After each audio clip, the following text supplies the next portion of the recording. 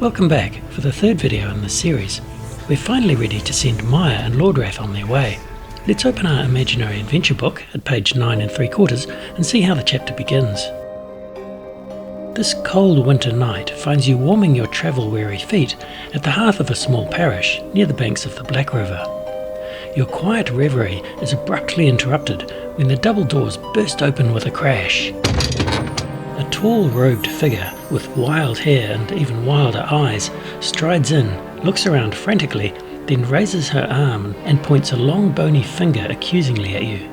You, a perilous quest beckons. You must away ere darkness and despair engulf us all. I'm sorry, do I know you? Tarry not seeking unanswerable questions, for your path is a legendary quest to retrieve the pick of destiny. No, wait, that's already been done. Your quest is to retrieve the Tome of Darkness. No, wait. The Tome of Darkness tile placement rules. Yeah, that sounds more likely. This codex of invaluable knowledge and wisdom is jealously guarded by Tomekeeper Andreas, sage of North Darren, who lives high atop a wizard's tower and is reputed to never sleep. The perplexing old woman carries on like this for a while, and despite the fact that she's obviously 2 sandwiches short of a picnic, you soon find yourself on the road to the Tomekeeper's tower. To keep things moving, I won't get bogged down explaining the board setup. We'll look at that later.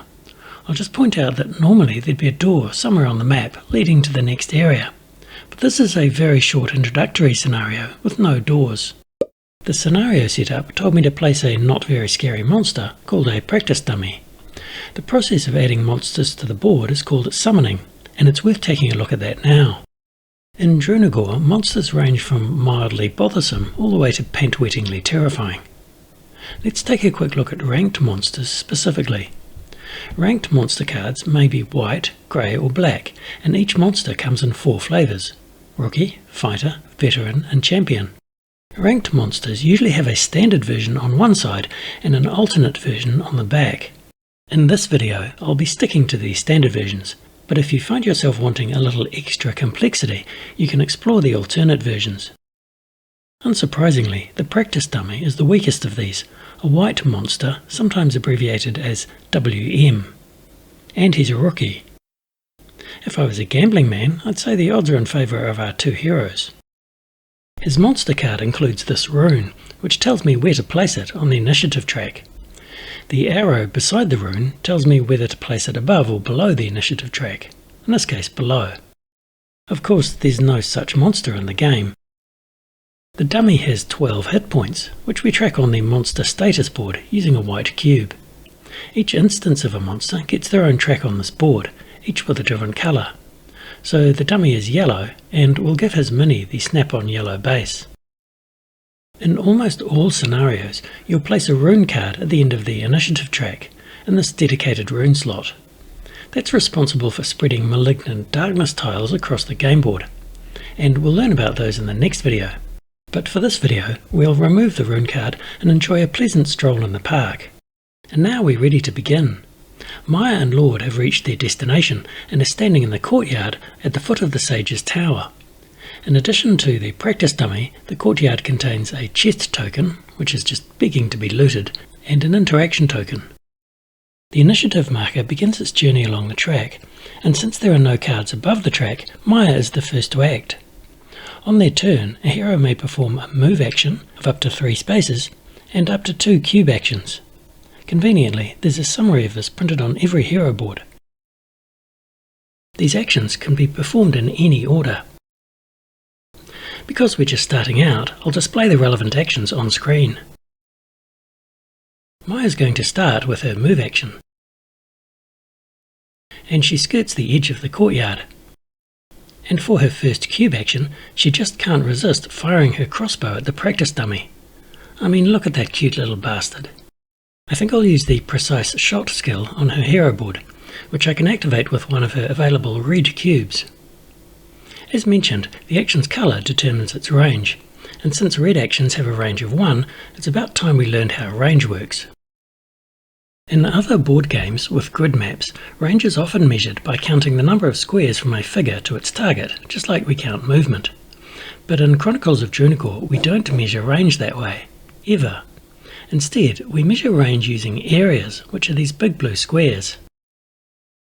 For example, the chest is at range 1 from Maya, because it's in an adjacent area, and so is Lordrath, and the dummy. In fact, all 6 of these areas are at range 1 or less. In contrast, these areas, atop the tower's parapet, are at range 2 from Maya. Red cube actions, called ranged actions, have a default range of up to 1. Range becomes second nature in no time, and we'll be seeing plenty of examples. Returning to Maya's precise shot skill, there's a bit more we need to unravel, starting with the symbol which tells us that this is a weapon attack. If we take a step back, we can see that some other skills have symbols indicating a spell attack or a reaction, and some skills have no symbol at all. For now, let's concentrate on the weapon attack symbol. There are 2 main features of all weapon attacks. Firstly, they're somewhat unreliable, and you'll have to roll a d20 to see if you manage to land a blow. This is in contrast to, say, spell attacks, which don't require a dice roll, and basically never miss. The trade-off is that although spell attacks are more reliable than weapon attacks, they tend to do a bit less damage. The second feature of weapon attacks is that they use the statistics from your equipped weapon card. In this case, Maya's elvish bow requires her to roll a 7 or more on a d20 to hit her target. If she succeeds, the attack will deal 3 damage, as shown here. And if an attack misses, it does no damage. It's pretty common for these weapon statistics to be modified by various effects, and indeed that's what we have here. The skill we're using gives us several nice effects. She gets a +2 chance to hit on her die roll, and if the attack succeeds, it will deal 1 additional point of damage. Also, if she manages to roll a 16 or more on the die, the attack will be a critical hit, which doubles the amount of damage. Okay, so we've learned about range and the basics of weapon attacks. There's one more very important rule, which would apply here if Maya were adjacent to a monster. But she isn't, and I'm just itching to take the shot, so I promise to come back to that rule later in the video. So, let's roll that d20. And I get a 14. That's a hit. As mentioned, I needed to get 7 or more. Thanks to the +2 to hit effect, my total result is actually 16. But notice that this doesn't count as a critical hit. Critical hits are always based on the number you roll on the die. Similarly, Maya's best friend skill doesn't activate because the number on the die is a 14. The elvish bow has a base damage of 3, plus 1 from the precise shot skill means 4 damage. And the practice dummy soaks it up without so much as a whimper. Say what you will about his combat skills, he's a master of quiet stoicism. That's Maya's first cube action done and dusted. And for her second, I think I'll activate her suppression shot skill. Notice that this uses a green action cube, indicating an agility action. In general, agility actions have unlimited range, so she shouldn't have any problems targeting the practice dummy. The burst symbol, beside the skill name, tells us that it involves a spell attack, and spell attacks don't require a dice roll. Here we have 2 separate effects, separated by a semicolon, and we must apply these 2 effects in the order listed. So the move comes first, and I think I'll move over here, spending just 2 movement points. Naturally, the 3rd movement point is lost. By the way, it's pretty common for agility actions to involve some sort of movement. And for the spell attack, I can select up to 2 targets, inflicting 1 point of damage to each. So the practice dummy loses a bit more stuffing, and there are no other monsters on the board. And that's the end of Maya's turn. Let's march the initiative tracker forward and see what Lordrath decides to do. Not wanting to be outdone by Maya, Lordrath spends his 3 movement points to stride forward, drawing his sword. And because he ended his movement next to Maya, her bystander ability gets triggered. And Lordrath gains a shield token. Let's see if he thanks her for it. Stand aside, puny human. I will vanquish this foul abomination. Actually, there's a different monster called an abomination. Silence! Bear witness to the raw power of my light starting to your sword. Okay, apparently he wants to use his sword, so I'll look for actions which have the weapon attack icon. He has a couple of starting skills which fit the bill. and 2 more weapon attacks on his dungeon roll card, so plenty of options. But since he isn't adjacent to the practice dummy, he can't target it with a yellow melee action. From his current position, those melee actions are off the menu.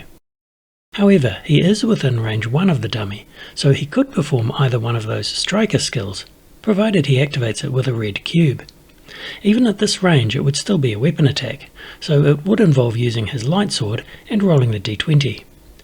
That would be a perfectly good option, but Lordwrath is nothing if not obstinate, so instead he decides to get in close. I want to see the light go out in his corrupting demonic eyes. He'll need at least 1 more movement point to get adjacent to the dummy, and once again he has a few options. As we've already seen, green agility actions often involve some sort of movement, and Lordrath's starting skills are no exception. One includes Move 3 and the other a jump. Lord's March is a perfectly good option, but once again Lordrath is going to be obstinate and insist on not using either of them.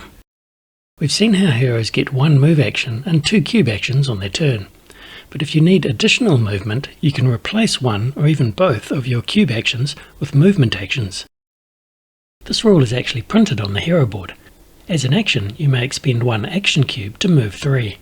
This expend cubes box on the hero board is also a general purpose space for action cubes which you've spent but which have nowhere else to go. The colour of these action cubes makes no difference, so I think I'll sacrifice one of his yellow cubes. And he closes in on his prey. Since he just ended his movement adjacent to Maya, he triggers her bystander passive ability and gains another shield. And if you're wondering how I managed to remember that, I didn't. I completely overlooked it and then had to reshoot parts of this video to fix it. As an aside, I'll mention that alternatively he could have chosen to move to the top of the tower wall, for example either of these spaces. The huge change in elevation would have cost an extra point of movement, but he did have enough to get there. Both of those squares are adjacent to the dummy, so he could have targeted it with a yellow melee action from up there. What's more, when you attack a monster from a higher elevation, you gain advantage on the attack, which increases your chance of a successful hit. We'll see an example of that shortly, but in this case Lordwrath decides to stay at ground level. For some mysterious reason he's developing an aversion to heights. Now that he's adjacent to the dummy, he can use his final cube action on the close quarters sword attack he's been itching for. He decides to use the Tainted Strike skill on his hero board. That's a weapon attack, so we'll need to roll a die. And he rolls a 3, which is not great. His light sword needs a result of 7 or more. But don't forget modifiers.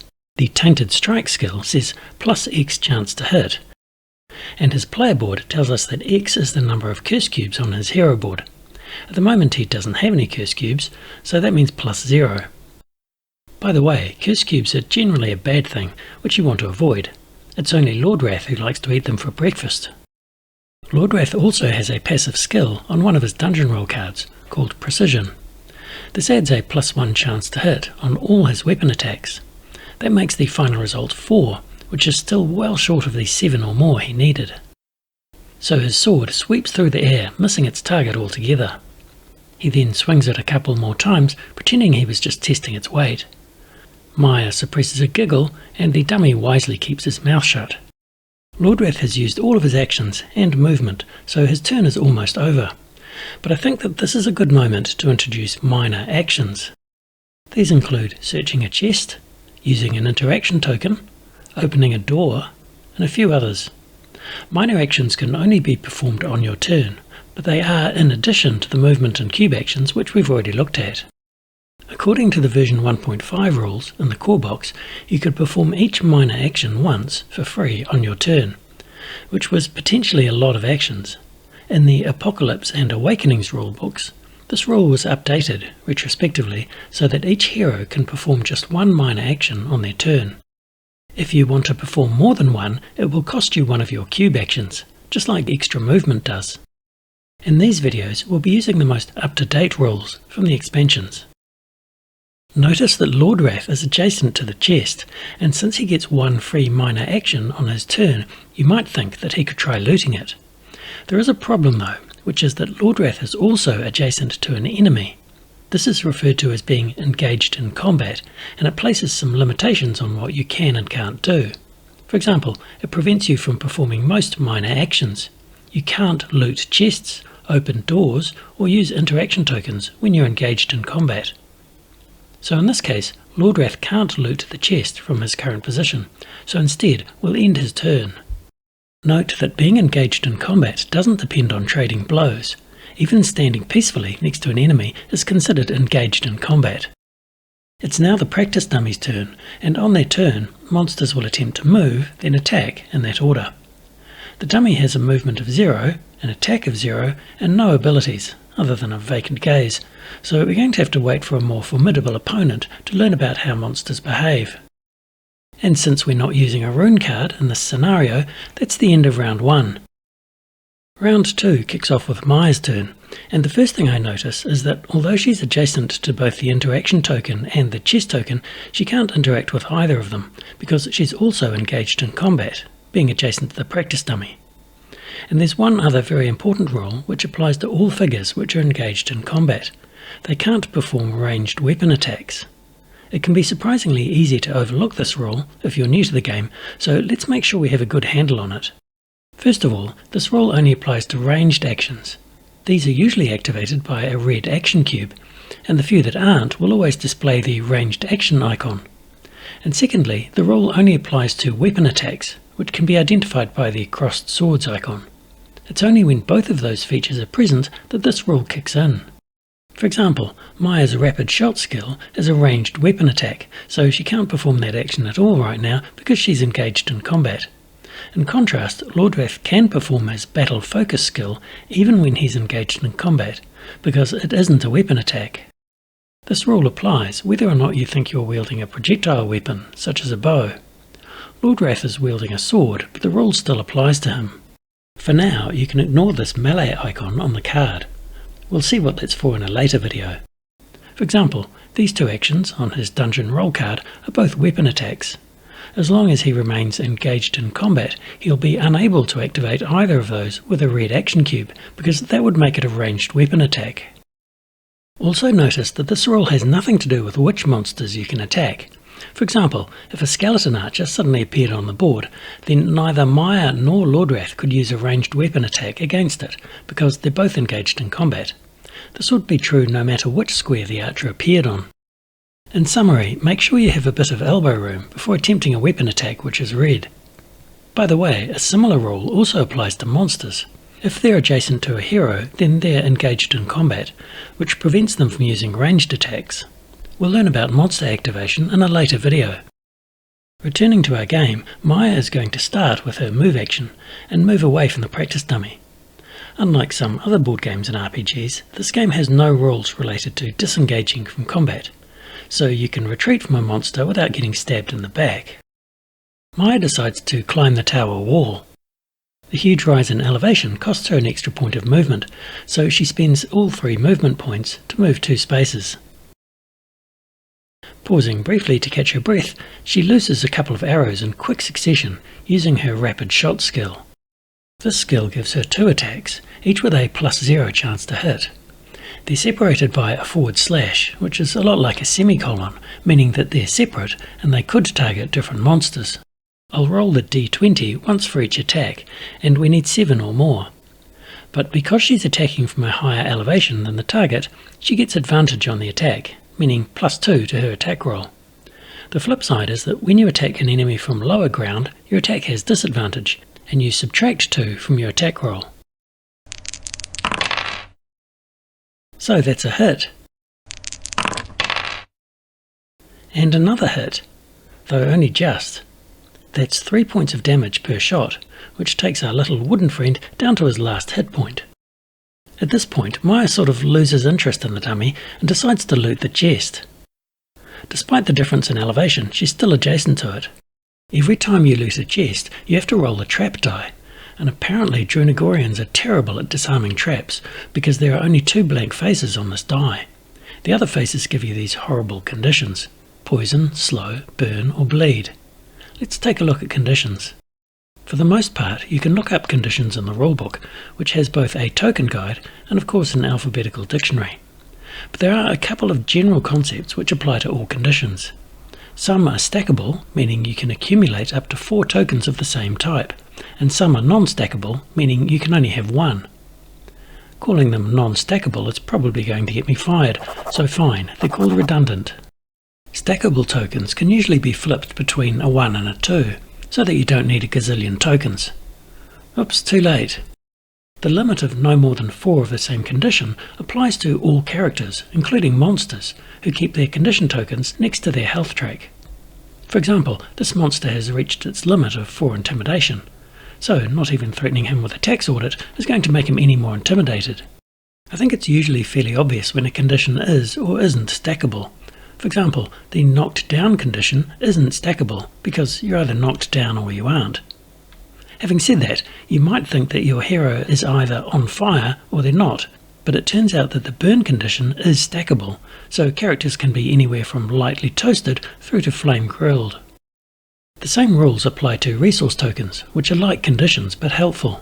For example, shield tokens reduce incoming damage, and focus tokens can be spent to perform focus actions, printed on your hero board. But as with conditions, you can't accumulate more than 4 of the same type.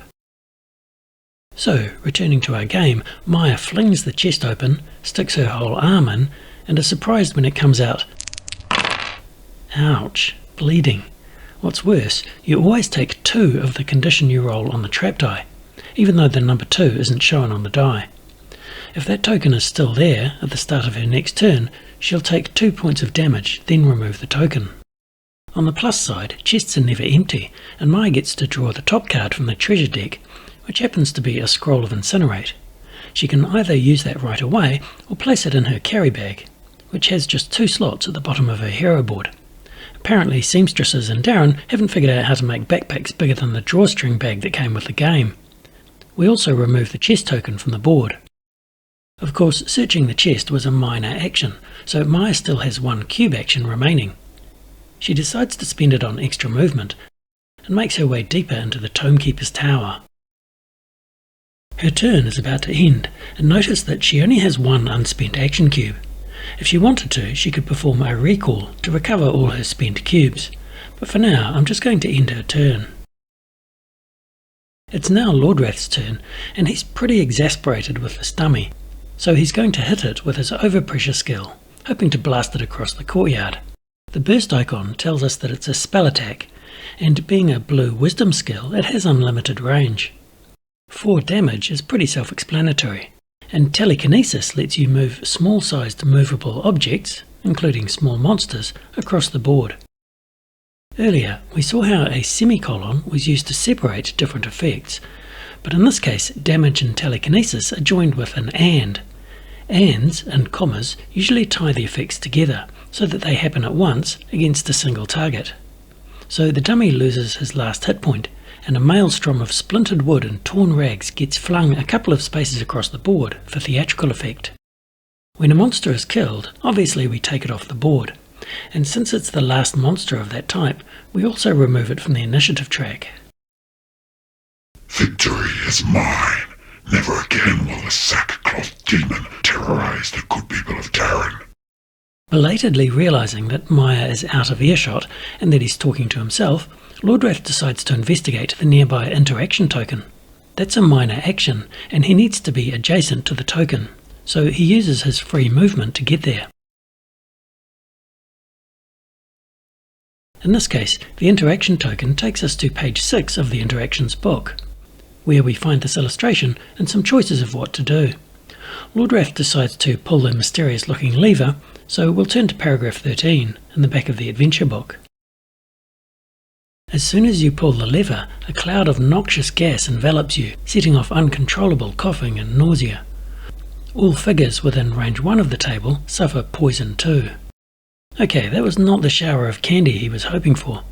Lordrath now has the poison condition, which is stackable, and that will damage him at the start of his next turn. We also need to flip the interaction token, reducing it by 1. Lordrath still has 1 cube action this turn, and with not many options, I think I'll spend it on interacting with the desk again. Of course, I've already used up his 1 free minor action, so a second minor action will have to be paid for. Any colour of action cube will do, so I'll expend his red one. Now it's back to the interactions book, and this time I'll read the note. You take a closer look at the note. Welcome to my tower, guests. Please make yourself at home. Be careful not to touch the lever labelled Deadly Neurotoxin. And don't forget to say hello to our resident practice dummy, a beloved therapy toy for children and families in the nearby village. When you're ready, make your way to my study in the North Wing. We have much to discuss. Andreas, Sage of Darren. And that's the end of Lordwrath's turn, and the end of round 2. Now Maya kicks off round 3.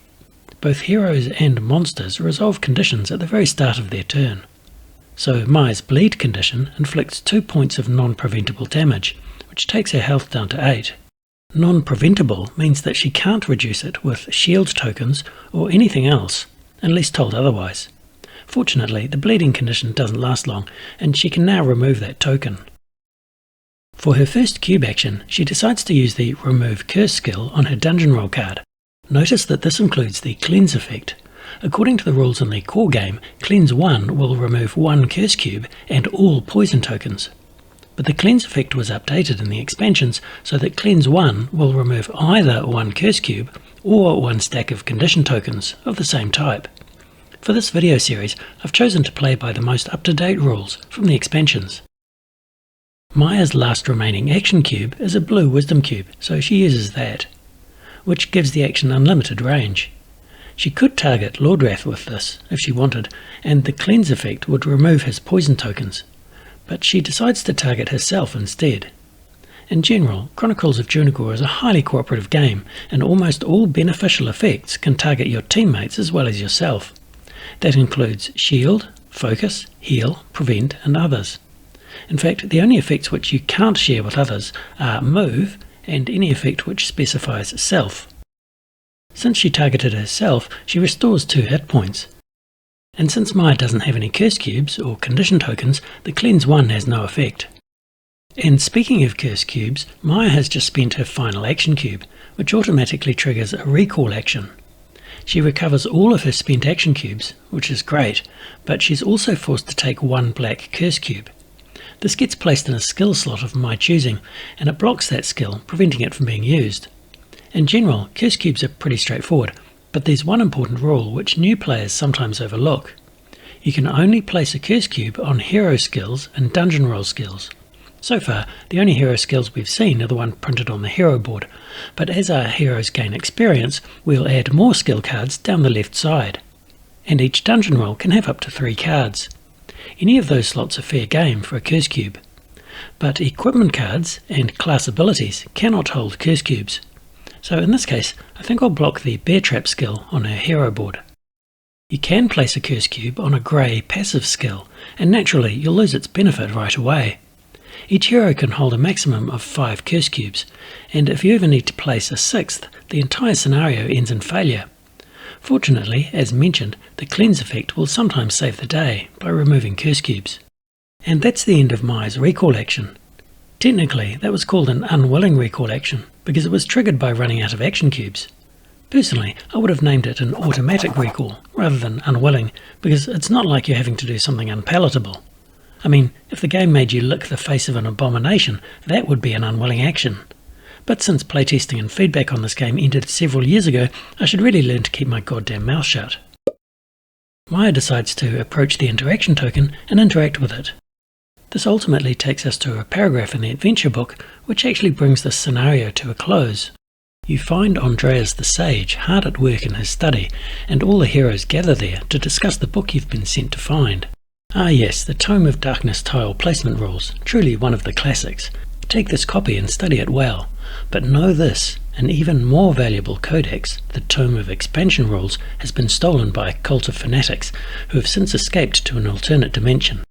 When you're ready, I can open an interdimensional portal, allowing you to follow them, and hopefully retrieve the book. The path ahead is fraught with immense danger and probably even trauma cubes. Take this enormous portable ballista to help you on your way. But for now, you can rest and prepare for the next stage of your journey. One hero gains the crossbow weapon from the Camp Items Level 1 deck. Okay, camp item cards have 3 levels, indicated by the number of stars on the back. You'll normally get to choose which card you want, but the crossbow is perfect for Maya, and now she gets to look exactly like her illustration. Normally, equipping or unequipping a weapon requires a minor action, but since the scenario is over, she'll equip that right away. The starting gear weapon can go in her bag of holding, which is now full. The adventure ends here. You may now proceed to the camp phase and read after the adventure. The camp phase is detailed on the back of the monster status board, and in a nutshell, your heroes get to recover from their various hardships, such as conditions, curse and trauma cubes, and of course their health track. Most scenarios will end with a camp phase, but not all of them do, so if you're not told to take one, check out Sequential Adventures on page 51 of the rulebook. With only 2 slots in your backpack, you'll eventually start running out of room, especially once you're a few chapters into a campaign. Fortunately, the camp phase lets you stash excess items at camp, in case you want to retrieve them during a later camp phase. Equipment items can be stashed, so I think I'll stash Maya's elvish bow. You can also stash adventure items, which we haven't come across yet. But note that you can't stash chest cards, such as the Incinerate scroll which Maya looted. Fortunately, that can just stay in her bag, and it will carry over into the next scenario. And finally, the adventure book gives us the scenario rewards. Each player chooses and unlocks a level 1 hero skill or dungeon roll skill for their hero. Each hero comes with 4 hero skill cards, one of each colour, which extend the selection of starting skills printed on their hero board. Each card has a single skill on one side, called a level 1 skill, and on the back it has the same level 1 skill plus a level 2 skill. So if you're told to unlock a level 1 skill, you must place a new card. And if you're told to unlock a level 2 skill, you must flip an existing card. You can keep a record of what you've unlocked on your hero's campaign log sheet. So for Maya, I think I'll unlock her ranged skill card, which has the coordinated strike skill. Unlocking a new skill also grants you an additional action cube, matching the colour of the new skill. So Maya gains a red action cube from the supply, which is awesome. Lordrath also gets to unlock a new skill, but instead of choosing a hero skill like Maya, he decides to unlock a new dungeon roll skill. This is essentially the same as unlocking a hero skill, except that there's only one card which is still locked. As before, it has a level 1 skill on both sides and a level 2 skill on the back, so that grants him execution. And like Maya, he gets a new action cube. But because he unlocked a dungeon roll skill, it can be any colour. I think red would be best. While we're on the topic of upgrades, I should mention another reward you sometimes receive at the end of a scenario, namely class abilities.